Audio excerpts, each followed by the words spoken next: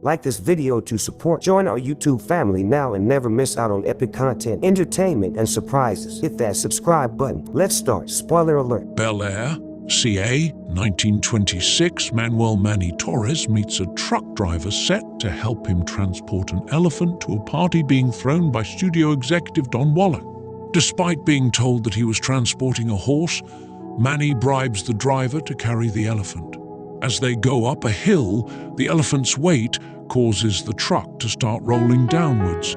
Manny and his partner try to push the truck back up, and the elephant violently defecates on Manny's partner. Manny is helped by a convoy to take the elephant to the party.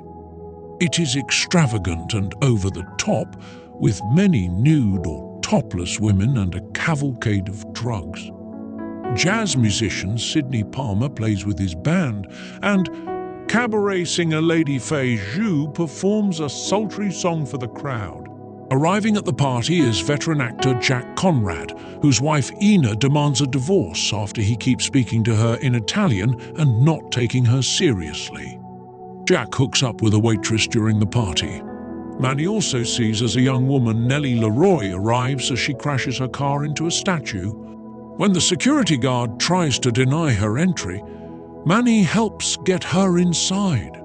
He brings Nellie to a room with drugs, and they do coke together. Nellie talks about how she came from New Jersey and has aspirations for stardom, while Manny comes from Mexico and wants to leave his mark on the film industry. Manny quickly falls in love with Nellie. During the party, a young actress, Jane Thornton, overdoses on drugs while partying with an older man and giving him a golden shower. Manny's boss, Bob Levine Flea, orders him and his CO worker to fix the problem. They set the elephant loose into the party, freaking out the other partygoers, so that they can sneak the unconscious Jane through the party unnoticed. A very high and intoxicated Nellie then dances her way through the crowd and makes an impression. As the party dies down, Nellie is given an invitation to be part of a film set since Jane was supposed to have the role. Manny is instructed by Bob to take a passed-out Jack back to his house. Despite a brief drunken display and a tumble over the balcony into his pool, Jack remains fine and requests for Manny to stick around with him. Later in the day, Jack goes to work on a Crusader epic film. Manny is brought along to handle the extras, who charge after him until he grabs a gun and rides a horse to scare them off. The horses wreck all the cameras, and the director wants to get his closing shot before the sun sets. Manny drives to a camera shop and waits over an hour for the last available camera. With little time left, Manny steals an ambulance and makes it back to the set in time for the crew to get a sweeping shot of Jack kissing the leading lady with a butterfly landing on him for extra flair. The crew cheers. As this happens, Nellie shows up to the set and meets the director, Ruth Adler, and her assistant director, Max. Although Olivia was hoping for the other actress with the tits, she settles for Nellie. She is set to play a role in a silent Western film where she enters a bar and puts on a crude display. The film's lead actress, Constance Moore, arrives and is upstaged by Nellie, who impresses both Ruth and a visiting Wallach with her acting. A nearby set fire almost derails the production, but Ruth orders the cameras to continue rolling. 1927. Nellie's star begins to rise in Hollywood, with her work on the film continuing to outdo Constance, who is angry because it's her money going into the film. Nellie's father Robert arrives and attempts to capitalize off her newfound fame. Meanwhile, Jack helps Manny get assistant work on films. Jack marries a Hungarian actress, Olga Putti, but she shoots him in the arm after learning that he cheated on her. Manny goes to the theater and watches The Jazz Singer, one of the first talkie films. He calls Jack to let him know that things are about to change. 1928, Manny finds Nellie again after getting her away from crazed fans and photographers. She talks to him about people's perception of her and how she tries to not let that define her. He accompanies her to visit her mother, who is institutionalized. Nellie goes to work on a talking picture, but the set is too hot and causes stress on her. plus Ruth, since she is badgered by the sound mixer Lloyd over how loud or how quiet Nellie is, along with other distractions. One of the crew members begs to be let out of the recording booth since it is too hot, but Max forces him to stay there. After the crew finally gets a successful take, everyone cheers until the crew member collapses dead out of the booth from heat stroke. Manny goes to another party where Jack arrives with his third wife, Estelle. Sydney and his band are playing while Faye is also a guest. Nellie arrives being carried by a football team and takes an opportunity to kiss Jack in front of Estelle. Faye takes a moment to perform a sensual dance with Nellie, which is ruined by a drunk partygoer pushing through them. When she goes to the bathroom to freshen up, Nellie overhears two men talking about how she has no talent and has a voice like a dying pig, which hurts her feelings. She then goes outside and sees her dad talking to another woman about fighting a snake. Nellie calls everyone out and asks if anyone wants to see Robert fight a snake, to which the crowd responds with a cheer. Jack, Nellie, Manny, Faye, Robert, and other guests drive into the desert where Nellie encounters a rattlesnake and tells Robert to fight it. Robert gets himself into a fighting position, but he passes out.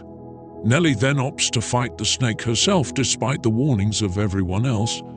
Nellie grabs the snake, which bites her neck.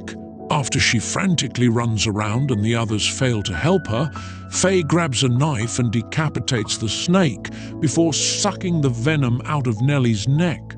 When Nellie regains consciousness, she passionately kisses Faye. Later on, Manny recommends Sydney for a job at Kinescope Studios.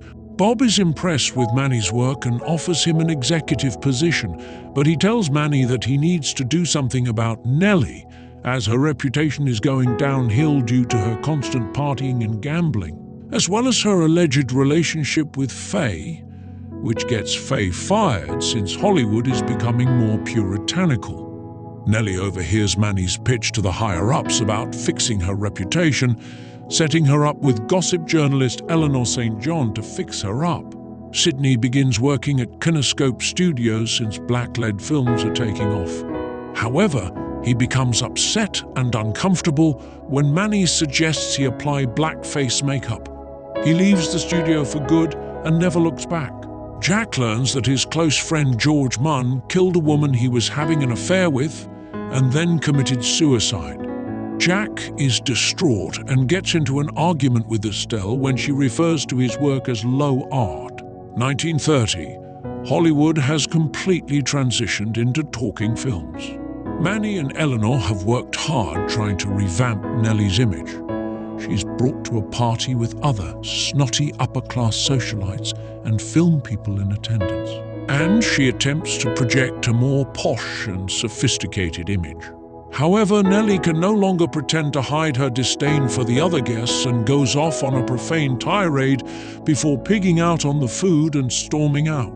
Seconds later, she walks back in to projectile vomit on the rug and on the face of the party's host. 1932, Jack finds his career going in decline.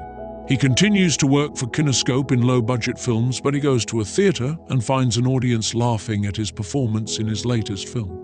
Jack also reads a column written by Eleanor after she interviewed him about his star fading, and he goes to confront her. She bluntly tells him that his time as an actor is over, but he and everyone else in his time will be immortalized with their films for future generations. So he can take comfort in knowing that they have left their mark on the industry.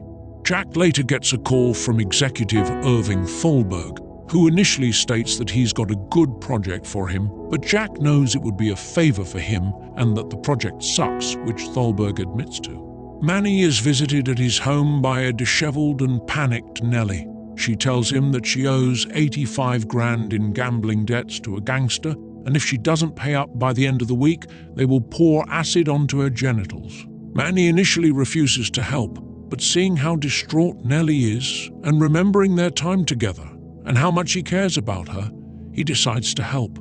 He goes to the Count, a long-time co-worker who pushed drugs on sets and is also an aspiring actor. Manny and the Count go to the home of the gangster, James McKay, with the bag of money in tow.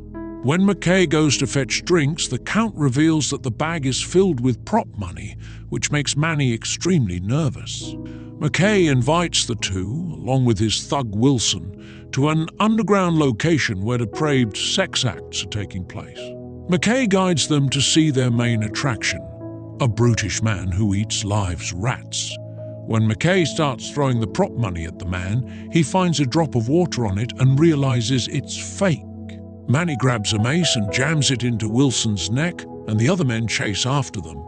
Manny sets loose a chained alligator and continues running with the Count, narrowly escaping gunfire.